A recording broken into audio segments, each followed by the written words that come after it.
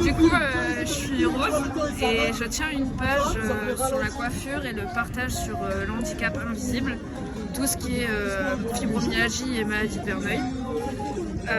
Mais principalement sur la coiffure, mais j'essaye de tout mêler ensemble pour que ça fasse d'un commun accord, une phase on va dire. Et voilà, c'est mon partage. Ça match, hein. Ça Carrément. match de ouf. Ouais. C'est pas la première fois que je te rencontre Oui. sur des événements artistiques comme par hasard.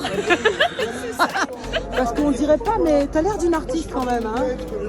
Un tout petit peu. Léger. Et donc je suis contente de mettre un vrai visage sur le nom, parce que jusque-là je t'ai vu sur des événements que tu pilotais quelque part, on va dire, sur des défilés, sur des shows mode, sur des présentations. Et moi j'aimerais que tu m'en dises un petit peu plus sur ton univers en fait, et sur tes passions.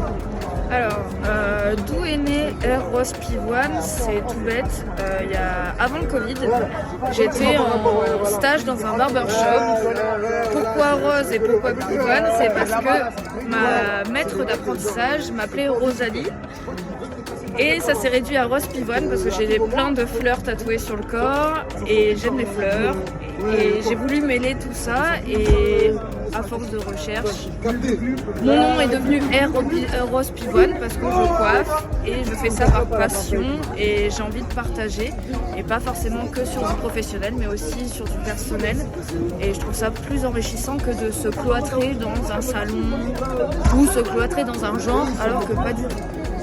Est-ce qu'on peut considérer que tu es visagiste? Un petit peu.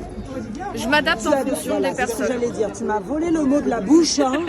Tu t'adaptes en fait. C'est ça que je voulais dire. L'adaptation. L'adaptation. En fonction de la personnalité, de la forme du visage, on va dire. Du style aussi principalement. Pas forcément du visage parce que une petite nana peut être petite, mince, forte. Peu importe en fait, on s'en fiche. C'est en fonction de son style, de ce qu'elle veut et ce qu'elle veut surtout représenter tous les jours et pas qu'une fois dans l'année. D'accord. C'est vraiment. Depuis quand tu es coiffeuse? Ça fait 10 ans que je suis autodidacte. Et tu t'es révélée comment? Depuis l'enfance ou un peu après? Beaucoup plus tard. Beaucoup Par plus rapport à tard. quoi ou par rapport à qui? Par rapport à mon passif professionnel, j'ai été gendarme pendant 2 ans et j'ai dû quitter par rapport à des problèmes de santé, donc par rapport à la maladie de Verneuil principalement. Et je me suis réorientée là-dedans grâce à des amis qui m'ont poussée un peu vers le haut en me disant t'as quelque chose, faut que tu y ailles.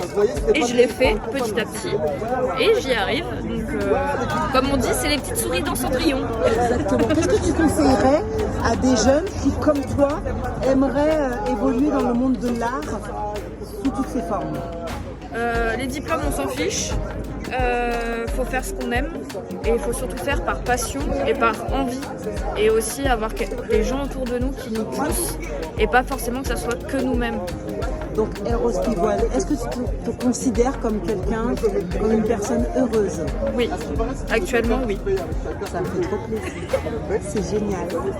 N'oubliez pas de suivre cette jeune personne qui est Rose Pivoine, _R_Rose_Pivoine.